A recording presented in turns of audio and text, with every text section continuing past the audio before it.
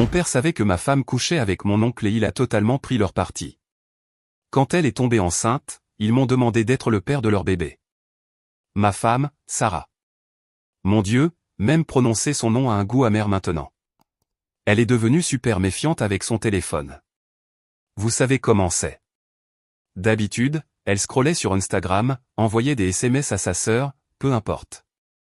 Mais soudain, c'était devenu Fort Knox. Elle ne le regardait que lorsqu'un message arrivait. Et si je m'approchais, hop, écran retourné, téléphone caché plus vite qu'un chat attrapant un morceau de poulet tombé par terre. Je demandais, tout va bien, mon amour? Et elle balayait ça d'un geste de la main. Oh, c'est juste la conversation des filles, tu sais, des trucs de boulot. Je ne voulais pas être ce type, le genre jaloux, alors j'ai laissé tomber. Sarah avait toujours été un peu secrète. Et moi, eh bien, je lui faisais confiance. Ou je croyais lui faire confiance. À peu près à la même époque, mon oncle Ben, le frère cadet de mon père, débarque en ville. Il a encore perdu son boulot, une vague histoire de divergence créative à l'entrepôt qu'il était censé gérer. Du Ben tout craché. Toujours une excuse grandiose pour expliquer pourquoi les choses ne marchaient jamais.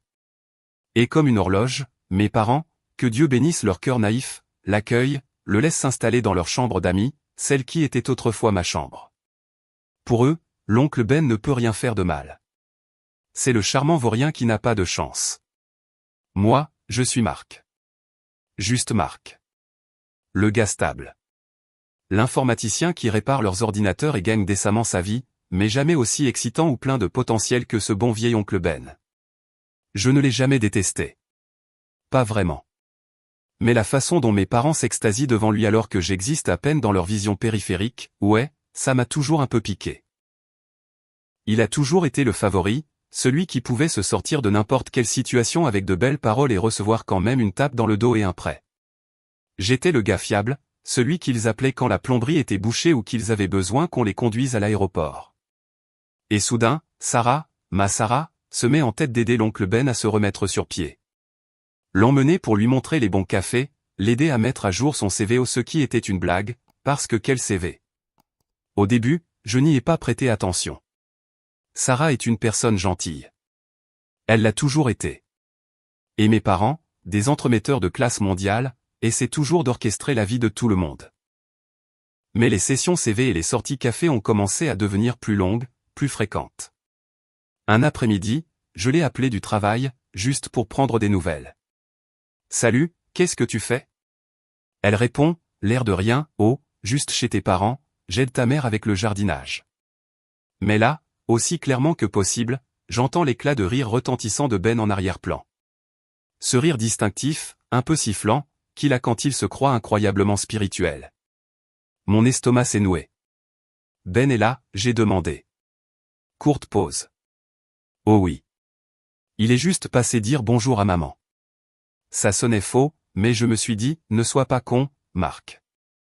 Elle est juste gentille avec ta famille. Alors j'ai laissé tomber. Aucune raison d'être méfiant, n'est-ce pas? Mon Dieu, quel idiot j'ai été. Mais les petites choses, mec, elles n'arrêtaient pas de s'additionner. Comme un robinet qui goutte au milieu de la nuit et qui vous rend lentement fou. Je lui proposais de sortir, peut-être d'aller voir un film, de dîner dans ce petit restaurant italien qu'on adorait. Oh, je ne peux pas ce soir, Marc. J'ai promis à ta mère de l'aider à trier de vieilles photos pour Ben. Il est un peu déprimé, tu sais. Ou alors, je suis si fatigué, chérie. Je pense que je vais juste me coucher tôt.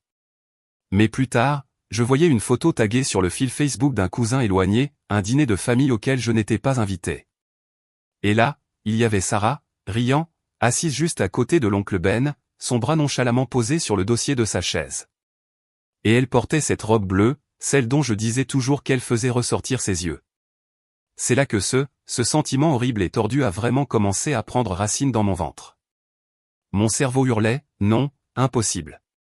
C'est ton oncle. C'est Sarah. Tu imagines des choses. Tu deviens fou. Mais mes tripes criaient plus fort. Puis est arrivé décembre, les fêtes. Ma mère, elle en fête toujours des tonnes. On a ce groupe WhatsApp familial, n'est-ce pas, pour coordonner tout le chaos des fêtes. Mais cette année, au lieu du message habituel, tout le monde chez nous pour le réveillon de Noël à 19h, j'ai reçu un message privé, juste de ma mère. Il disait, et je l'ai gravé dans ma mémoire, Marc, chéri, je pense qu'il serait préférable que tu prennes peut-être d'autres dispositions pour Noël cette année. Les choses sont un peu délicates, et nous ne voudrions pas de gêne. Je suis resté à fixer mon téléphone. Délicate? De la gêne? Mais qu'est-ce que c'était que ce bordel? Mes mains tremblaient. J'ai parcouru le chat familial principal, celui où j'étais apparemment devenu persona non grata. Et c'était là. Mon père intervenant pour dire de leur laisser de l'espace et de laisser la nature suivre son cours. Ma mère était d'accord, disant quelque chose sur les nouveaux départs. Et les bénédictions inattendues. J'ai immédiatement envoyé un texto à Sarah, de quoi parle ta belle-mère? Qu'est-ce qui se passe? Sa réponse, après ce qui a semblé une éternité mais n'a probablement duré que 10 minutes, était une seule ligne dévastatrice, je suis tellement désolé, Marc. C'est comme ça que ça doit se passer. Comme ça que ça doit se passer. J'ai appelé. Directement sur sa messagerie, encore et encore. Puis, le cœur battant contre mes côtes comme un oiseau piégé, j'ai composé le numéro de ma mère. Elle a décroché à la première sonnerie, presque comme si elle attendait mon appel, et d'un ton plat, sans émotion, comme si elle lisait une liste de courses, elle a dit, Marc, ne rends pas les choses difficiles. Ils sont amoureux. C'est une belle chose. Vraiment. Tu dois être mature à ce sujet. Le monde a basculé, a tourné sur lui-même. Maman, ai-je réussi à articuler, ma voix semblant appartenir à quelqu'un d'autre. Es-tu en train de me dire que Sarah est? Et l'oncle Ben? Et elle a juste confirmé. Aussi calmement que possible. Oui, Marc. Sarah et Ben sont ensemble. C'est très sérieux. Ils sont très heureux. Tu devrais être heureux pour eux. Il a besoin de ça, Marc. Il a besoin de quelqu'un de stable comme Sarah. Puis, avant que je puisse même essayer de former une pensée cohérente, sans parler d'un mot, j'entends la voix de Ben au téléphone. Il lui avait manifestement arraché des mains. Et ce salaud mielleux et arrogant dit, sa voix suintant de fausse sincérité, écoute, Marc, mon pote, ces choses arrivent. Elle a réalisé qu'elle avait besoin de quelque chose de différent, d'une vraie connexion. Mon père m'a ensuite envoyé un texto séparé. Un vrai coup de poing dans l'estomac. Honnêtement Marc, tu as toujours été un peu plan-plan pour elle. Elle a besoin de passion. Ben peut lui donner ça. Ne sois pas mauvais perdant. Je ne savais pas quoi ressentir. Même pas de la colère. Pas à ce moment-là. Juste un vide immense et résonnant, comme si on m'avait vidé de l'intérieur. Nous étions censés chercher une maison ensemble après le Nouvel An, Sarah et moi. J'avais déjà commencé à emballer certaines de mes affaires les moins utilisées de notre appartement, pour me préparer. Dieu merci pour les petites choses, je suppose. J'ai conduit jusqu'à notre appartement. Mon appartement, maintenant, j'imagine. Je suis entré. Sarah n'était pas là. Probablement déjà en train de jouer à la famille heureuse avec Ben chez mes parents. Le théâtre de leur putain de cour. J'ai attrapé mes cartons, mes vêtements, mon ordinateur portable, tout ce qui criait « Marc ». J'ai tout jeté à l'arrière de ma camionnette et j'ai conduit jusqu'à la maison de mes grands-parents. Les parents de mon père. Des gens de la vieille école, droits dans leurs bottes. Ils avaient toujours eu un faible pour moi. Ils avaient toujours vu clair dans le jeu de Ben. Je suis resté assis dans ma camionnette devant leur petit bungalow pendant bien 20 minutes, à fixer le volant, à relire ces messages. Le renvoi clinique de ma mère de tout mon mariage. Les déclarations mielleuses de Ben, la cruauté désinvolte de mon père. Je n'ai répondu à aucun d'eux. J'ai juste ouvert ce groupe WhatsApp toxique, celui où ils célébraient probablement tous, et j'ai tapé une seule phrase, « Félicitations pour avoir réussi à détruire le peu de respect qu'il me restait pour vous. Considérez ceci comme ma démission officielle de cette famille. » Puis j'ai appuyé sur « Bloquer ». Ben, Sarah, mes parents. Tous. Pouf. J'étais seul. Je n'ai pas pleuré, je n'ai pas crié. Juste anesthésié. Comme si tout mon système nerveux avait été débranché. Puis la colère est venue. Oh, mec, la colère. Ce n'était pas un feu de paille cette fois. C'était un feu qui couvait, une rage profonde et frémissante qui a commencé dans mes tripes et s'est propagée dans chaque veine. La rage de réaliser pendant combien de temps, combien de putains d'années, je les avais laissés me traiter comme un meuble. Utile, fiable, mais finalement, juste là. Mes grands-parents, mamie et papy. Ils ont juste ouvert la porte, m'ont regardé et mamie a simplement dit « Entre, mon grand. Le thé est prêt. » Papy a juste posé une main sur mon épaule. Pas de question. Ils savaient. Ils avaient toujours su. Les jours suivants ont été un flou. Mes grands-parents ne posaient pas de questions, ils me nourrissaient, me laissaient dormir sur leur canapé lit et me laissaient globalement à ma misère. Mamie fredonnait dans la cuisine, papy bricolait dans sa cabane. Leur présence silencieuse était plus réconfortante qu'un millier de platitudes vides. J'ai appris par un cousin, l'un des rares que je n'avais pas encore bloqué et qui était horrifié par toute l'affaire, que Sarah et l'oncle Ben s'étaient en effet pavanés au dîner de Noël. Sans aucune honte. Et personne, pas une seule personne dans cette famille n'avait dit un putain de mot contre ça. Ma mère avait apparemment même porté un toast, les larmes aux yeux, au « nouvel amour et aux secondes chances », en regardant ostensiblement Ben et Sarah. C'est là que tout s'est cristallisé pour moi. Je n'étais pas seulement un obstacle à leur bonheur. J'étais insignifiant. Mes sentiments, mon mariage, ma vie. Rien de tout cela n'avait d'importance face au désir de Ben.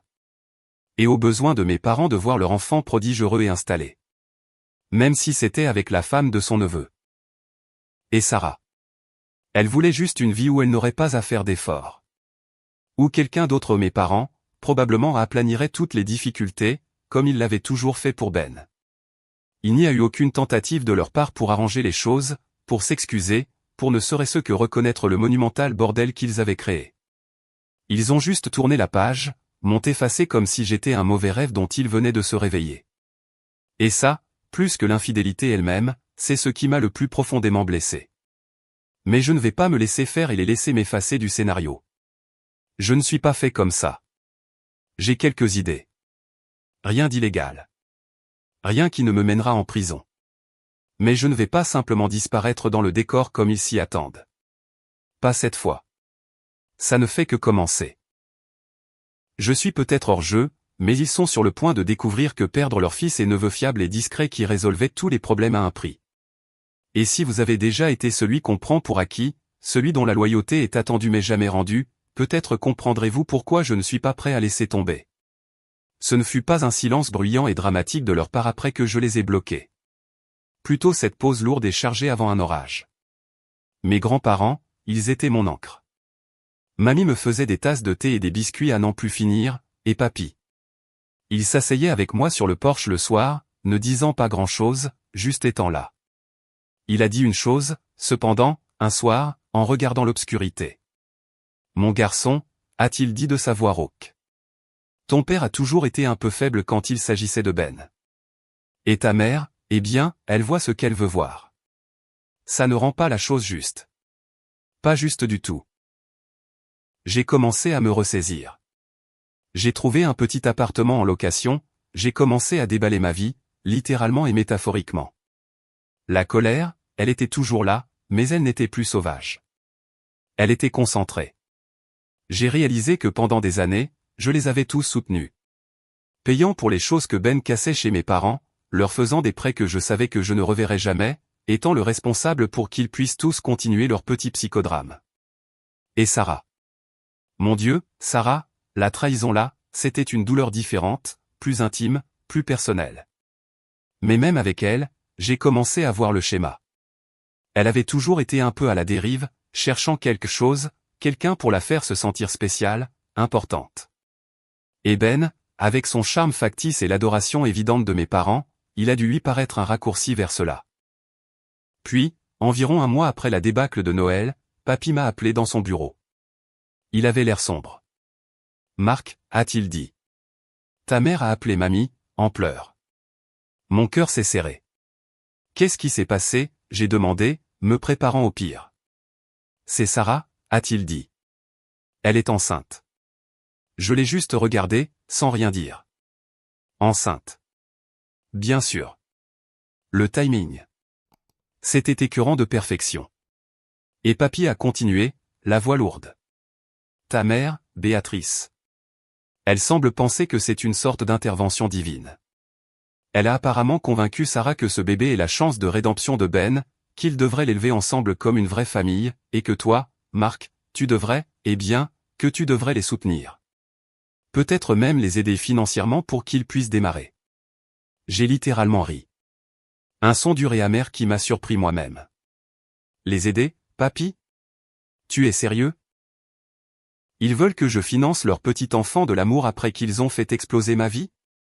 Ce n'est pas tout, mon garçon, dit papy, l'air encore plus mal à l'aise. Béatrice, elle a aussi mentionné quelque chose à propos de Sarah, que peut-être tu pourrais être le père. Si les choses ne marchaient pas avec Ben. Que tu fasses ce qu'il faut. Le culot. Le culot monstre, pur et simple. La logique tordue et manipulatrice. Ils détruisent mon mariage, ma famille, ma confiance en tout le monde. Et ensuite, ils ont l'audace de suggérer que je devrais non seulement l'accepter, mais potentiellement nettoyer leur merde si leur petite fantaisie ne se réalisait pas. Ou pire, élever l'enfant de Ben comme le mien, juste pour coller à leur récit. C'était ça. C'était le moment où la dernière once de n'importe quel sentiment que j'avais pour mes parents, pour Ben, venait de mourir. Réduite en cendres. Papy, dis-je, ma voix étonnamment stable. Peux-tu mettre maman et papa au téléphone pour moi? Sur haut-parleur si possible. J'ai quelque chose à leur dire. Et à Ben, s'il est là. Papy a hoché la tête. Il savait. Il comprenait. 10 minutes plus tard, j'écoutais la voix de ma mère, qui commençait déjà avec les justifications, les appels à la famille, les conneries mielleuses sur la nouvelle vie et le pardon. Mon père marmonnait des accords en arrière-plan. Puis j'ai entendu Ben aussi, probablement en train de se pavaner. Je l'ai laissé parler pendant 5 bonnes minutes. L'a laissé creuser sa propre tombe. Puis, quand elle a finalement fait une pause pour respirer, j'ai parlé. Vous avez tous fini, ai-je demandé, ma voix dénuée de toute émotion, juste plate. Silence. Puis ma mère a recommencé. Marc, chéri, nous voulons juste que tu comprennes. Non, les jeux coupés. C'est vous qui devez comprendre. Ce que vous avez fait, vous tous, est impardonnable. Vous n'avez pas seulement cautionné une trahison. Vous y avez activement participé. Vous avez donné la priorité à un profiteur manipulateur et sans scrupules plutôt qu'à votre propre fils. Vous avez détruit mon mariage. Et ensuite, vous avez eu le culot de vous attendre à ce que je nettoie le gâchis, que j'élève potentiellement l'enfant d'un autre homme né de cette trahison. Plus de silence. Puis Ben, comme on pouvait s'y attendre, a pris la parole. Attends une minute, Marc. Sarah a fait son choix. Oh, je n'ai pas fini avec toi, Ben, ai-je dit, et je pouvais presque l'entendre tressaillir. Tu es un parasite. Tu l'as toujours été. Tu suces la vie de tous ceux qui t'entourent et tu laisses une traînée de destruction dans ton sillage. Mais cette fois, tu as choisi le mauvais hôte. Mon père a finalement retrouvé sa voix, en colère maintenant. Marc, ça suffit. Tu ne parleras pas à ton oncle de cette façon. Mon oncle? J'ai ri à nouveau. Ce même rire amer. Il a cessé d'être mon oncle au moment où il s'est glissé dans le lit de ma femme. Et toi, papa, tu as cessé d'être mon père quand tu es resté là à regarder faire. Quand tu m'as dit que je n'étais pas assez bien. Et toi, maman, tu as orchestré toute cette putain d'affaire. Tu es pire que deux. Je pouvais entendre mamie en arrière-plan maintenant, sa voix ferme. Édouard, Béatrice, laissez le garçon parler. Il a bien mérité ça. Merci, mamie, dis-je. Maintenant, voici ce qui va se passer. Sarah est enceinte. Très bien. C'est son problème et le problème de Ben. Et franchement, maman et papa, c'est votre problème, puisque vous semblez si enthousiaste à l'idée de ce nouveau départ. Mais ce n'est pas, et ne sera jamais, mon problème. J'ai déjà consulté un avocat. Toute tentative de m'inscrire comme père sur un certificat de naissance sera accueillie par une action en justice immédiate et une demande de test de paternité ordonnée par le tribunal. Que, soit dit en passant, je poursuivrai de toute façon, juste pour l'avoir dans mes dossiers au cas où l'un de vous aurait des idées brillantes plus tard concernant un soutien financier de ma part. Quant à toi, Ben, ai-je continué, ma voix glaciale. Profite de ton nouvel amour et de tes responsabilités. Parce que tu es seul. La fête est finie. Et maman, papa, ne me contactez plus jamais. N'appelez pas. N'envoyez pas de SMS. Pas de mail. Ne vous présentez pas chez mes grands-parents. Si vous le faites, je considérerai cela comme du harcèlement et je prendrai les mesures légales appropriées. Vous êtes morts pour moi. Tous. Je pouvais entendre ma mère commencer à gémir. Ben balbutiait quelque chose d'incohérent. Mon père était juste silencieux. Une dernière chose, dis-je, ma voix tombant à un quasi-murmure, mais portant plus de menaces que n'importe quel cri. Je suis au courant de tes petites entreprises, Ben. Celles que maman a si généreusement financées avec l'argent de la retraite de papa. J'ai fait quelques recherches. C'est incroyable ce qu'on peut trouver quand on est motivé. L'évasion fiscale, c'est une sale affaire, n'est-ce pas? Tout comme la fraude. Je vous suggère à tous de mettre de l'ordre dans vos affaires. Parce que même si je ne chercherai pas activement à vous ruiner ou j'ai mieux à faire de ma vie, je ne lèverai pas non plus le petit doigt pour vous aider si, ou plutôt quand, tout s'effondrera. Puis j'ai raccroché. J'ai bloqué à nouveau leur numéro, juste pour être sûr. Le silence dans le salon de mes grands-parents était épais. Mamie est juste venue et m'a serré fort dans ses bras. Papy a juste hoché la tête, une sorte d'approbation sombre dans les yeux. Cela fait quelques mois depuis cet appel. J'ai entendu par la bande que Sarah a bien eu le bébé, un garçon. J'ai entendu dire que Ben a joué au papa pendant environ 2 semaines avant de disparaître à nouveau, laissant Sarah et le bébé avec mes parents. J'ai entendu dire que mes parents essaient maintenant de convaincre Sarah de faire adopter le bébé, parce que soudain, la réalité d'élever un autre enfant, surtout un qui est un rappel constant de leur monumentale connerie, n'est plus tout à fait la bénédiction qu'ils imaginaient. Je ne sais pas ce qu'il va advenir d'eux. Et honnêtement, je m'en fiche. Ce n'est pas mon cirque, pas mes singes. Je construis ma vie selon mes propres termes. C'est calme. C'est paisible. Et pour la première fois depuis très, très longtemps, j'ai l'impression qu'elle m'appartient. Le brouillard commence enfin à se lever. Et la vue, d'ici, n'est pas si mal. Pas si mal du tout.